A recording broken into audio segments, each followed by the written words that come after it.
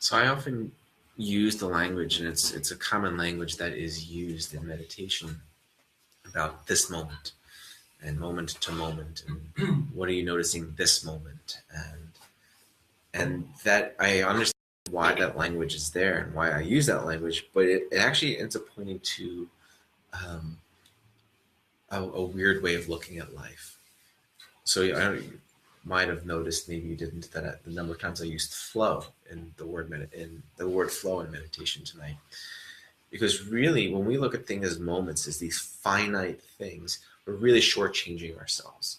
There are very few things in life that are these finite moments, right? Okay, you take a test, you pass or you fail, or how tall are you when you measure at this moment, or there all these measurements that we take. How much money do you have in your account right now?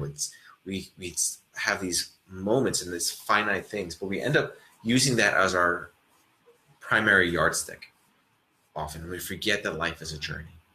And really, there isn't a break from one moment to the next. It is just one. It's just a flow, always. So you might say, like, all right, well, so what are the consequences of this, looking at life in this way? Well, some really nice ones.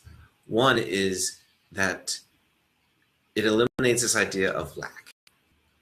So the idea of lack, if I don't have enough, is a measuring stick of what do I have and what do I need, and what do I have in this moment, or I'm not enough. Like, I have this much, this is who I am, and this is what I need to be.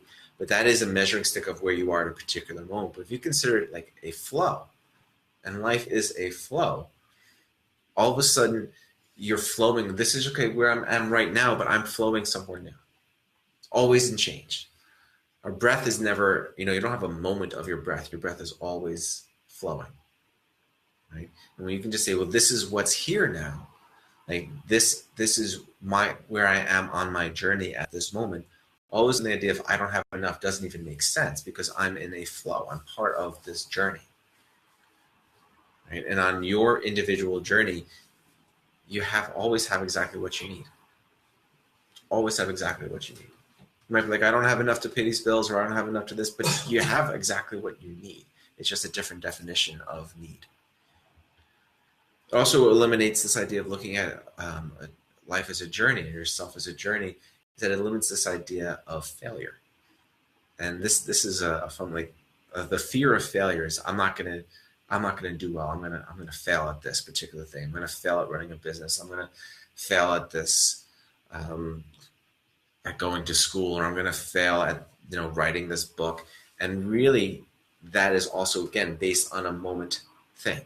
There are times, yes, if you take a driving test, like there's a moment, like, did you do other things in this moment? Like, did you do what you had to do in order to pass the driving test, right? If you have a sobriety check, like where are you in this moment? There's a place for that. But really, if we're like, all right, I'm going to fail at writing this book, I don't know how you fail at that.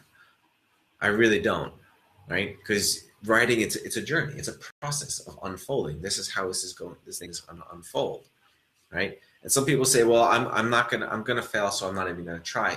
That's the actual failures, when you actually don't do it. That's the only way you can fail at a journey. Right? You can't fail when you're in the process of doing something. If you're swimming, you're moving, right? You can't fail at swimming, right? You're moving along. So this idea, when we're sitting in meditation, like so much, like our construct of our mind is very linear, and it's very rigid, and it's very much in a right-angled lattice structure. It's very limiting, and what's a moment? Where am I now? And I'm comparing myself to somebody else. And that's, flowers don't compare themselves to other people, right? Flowers just blooms, right? It's on its own journey, doing its own thing, right? There isn't really, all these things start to fall away. All the trappings of the mind, of the ego, start to fall away when we see life as a journey. So when we sit here in meditation, a lot of this process is kind of leaning back into something greater. Right? And life is always flowing. Whether you hear the cars outside, or whether it's raining, or you're sitting in silence, but you feel the flow of your breath, life is always in the flow. And when we kind of get out of our mind, if you will, we kind of stepping back and leaning back into this greater flow that's already existing. And we're just sort of reuniting our flow, our individual individual journey with the greater.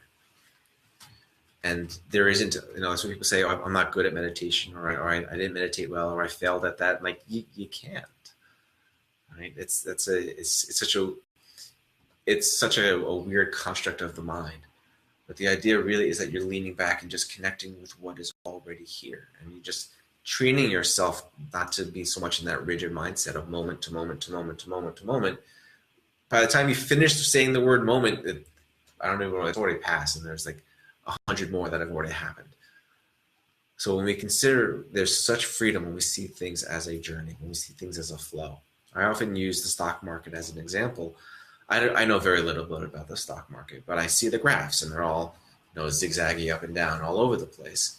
But, and there's some people, maybe some computer algorithms, who might trade on like a second scale, or scale of like half a second or a tenth of a second. But really, you step back and say, how are things moving? What is the trend here? Right? It's not about, we love to talk about the weather in New England, right? We always like, oh, it's so hot, it's so cold, it's rainy, all the weather, it's so inconsistent. That joke is, if you don't like the weather in New England, wait 5 minutes, and we talk about it a lot, but we don't, step back and see the trend. Yes, it's getting warmer, of course. We're still in May. We still haven't hit summer yet.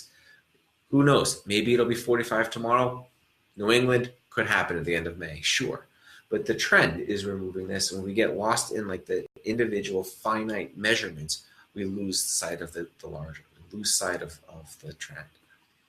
So one of the famous quotes that I'll close with, that I use a lot, is I believe it's from the Ojibwas, and they say, every so often I go about pity for myself, but all the while a great wind carries me across the sky. We get lost in these individual, momentary, these perceptions of moments, but we forget that we're on this journey, and we're moving somewhere. So we may not be able to see our full journey, and the mind is very easy, can get caught up in these individual moments, but I'm going to invite you to remember the journey. And that is one of the gifts that meditation provides us, is remembering of the flow that is always around us and that we are a part of. So thank you so much for stepping into the flow tonight, for being willing to step into this, and have yourselves a pleasant evening. Thank you. Thank you.